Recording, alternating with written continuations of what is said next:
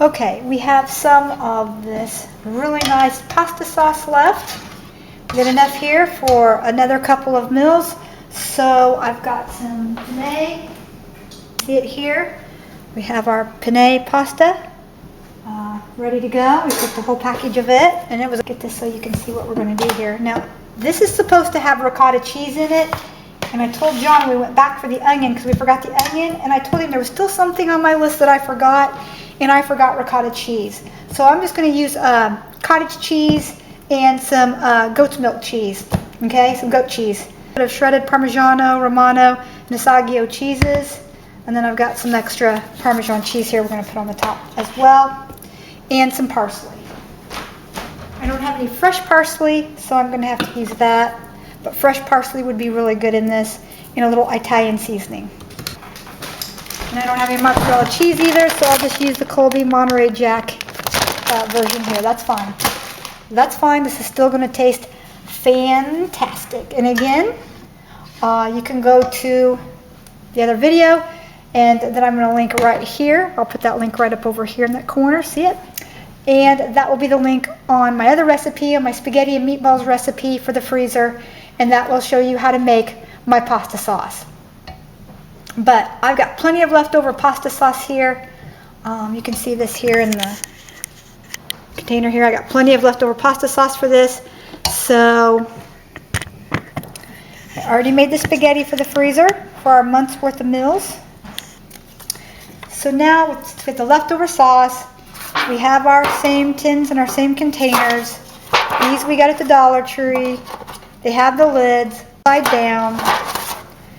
I already wrote on here that it's the penne ricotta. So this is going to be penne ricotta con ricotta, which by the way, it's supposed to have the ricotta cheese in it, and it doesn't. And it's called penne ricotta con ricotta. I'm sorry, penne ricotta con ricotta al forno. So that's as best as my Italian gets. So what we're going to do is we're going to start, you should start right now with the actual ricotta cheese. We didn't have that, so now we're going to start with the cottage cheese. Alright, so normally this would have an egg in it, but because I'm putting this in the freezer, I'm not going to play that game. So what I'm going to do is I'm going to go ahead and I'm going to put, you can put Greek yogurt in this. Put a little bit of cottage cheese here in mine. Just a little bit of cream cheese. That'll help thicken this cottage cheese up just a little bit when I bake it.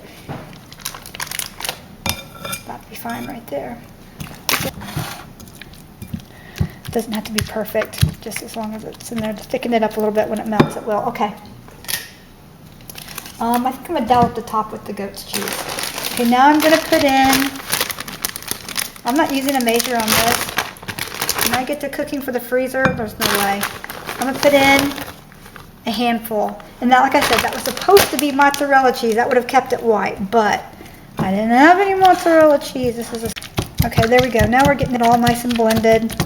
A little more cheese. A little more cheese. We're making quite a few of these.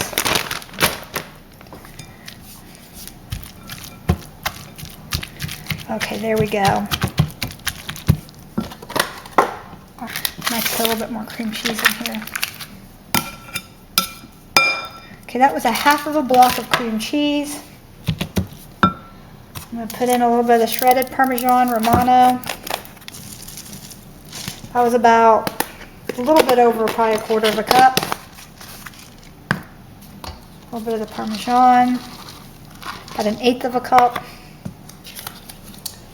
And I'm going to put in some parsley. If you had fresh parsley, this would be much better with fresh parsley. But parsley is good for your breath. It's good for your system. It's got all kinds of vitamins in it. Parsley is good for you. Some Italian seasoning. Not much, just a little bit of oregano from my garden, not much. And a little bit of thyme from my garden.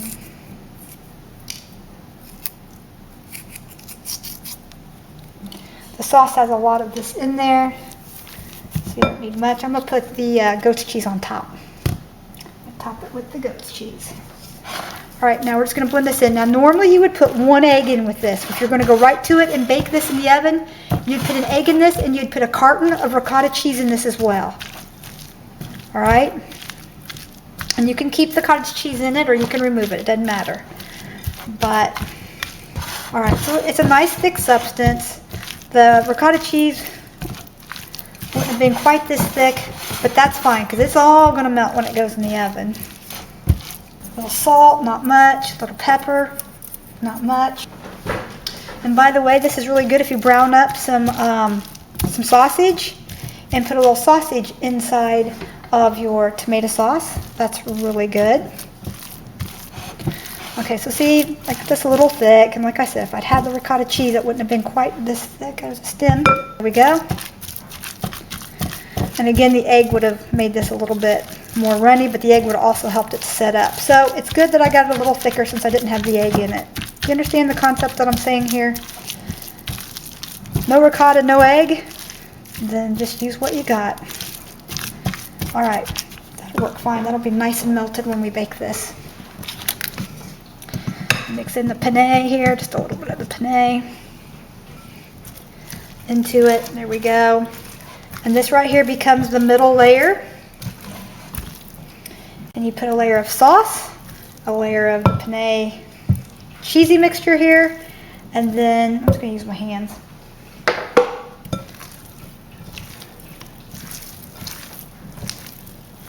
Man, this is so much better when you put in the ricotta. This works so much better. Can't even begin to tell you. All right, because I felt like this was just too,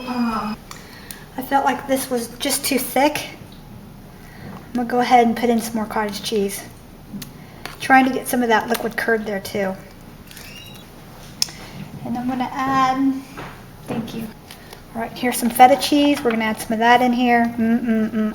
Goody, goody, goody. This is the good stuff, folks. This is the good stuff. Now I'm just gonna reach in here.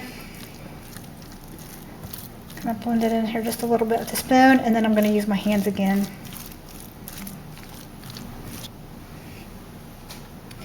Yeah, this is just so much easier. Now I gotta reblend it all back in here again. That's better. There we go. Now when all these cheeses melt, it'll melt right around that penne pasta. There we go. That's why you gotta have the ricotta cheese, which you know the cottage cheese is similar in flavor and stuff. It's just it's a little bumpy. Some people don't like cottage cheese, but the recipe name and the recipe does call for ricotta, so don't forget, I say it again, don't forget the ricotta. Now see how much better that worked? Now, you can put an egg in this if you're gonna bake this now, but I'm putting this in the freezer, so I'm not gonna put an egg in it. I'm just not sure, I haven't been doing this long enough to know whether or not. I'm just taking my usual recipes. And again, I would have used mozzarella cheese in this, but I think it's gonna be fine. I got enough white in there now. You can barely see the cheddar. Okay, there we go. Now see how that looks? That's all covered, and I got all that cheddar cheese in there. Nice and coated on the ricotta. Matter of fact, I can pipe it more ricotta. Okay, so I did spray my pans, and I did label the top with what it is. What we're going to do is we're going to start with a little bit of the sauce here in the bottom. A little bit more than that. Okay, little sauce here in the bottom. I'm going to do a layer of this, and be sure not to blend it in. We're just going to kind of sit it right here and kind of let it fall where it may. Okay, put in quite a bit. This is Daddy's. Okay, then I'm just going to kind of pat it in here. Patting it in. I can get a little bit more in there. Daddy goes, yep, put it in. Put it in.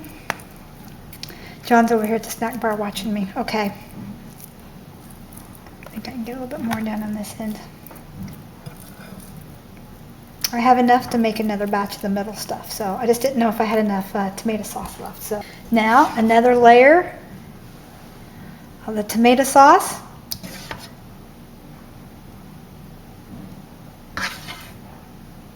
And again, you can put some sausage, mushrooms. This has a few mushrooms in it. I see one right there. Sausage, mushrooms, whatever, right there we go. This is a big one, so I'm putting in a big one. I did not put the meatballs in here. I knew I wasn't going to have room. A little bit more of the Parmigiano. All right, a little bit of the goat cheese, which is my favorite, and I'm going to kind of pat that down in there. The goat cheese, that's the good stuff right there.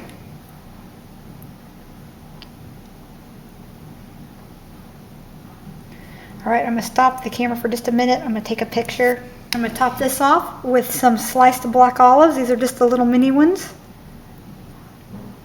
John likes these. Oops.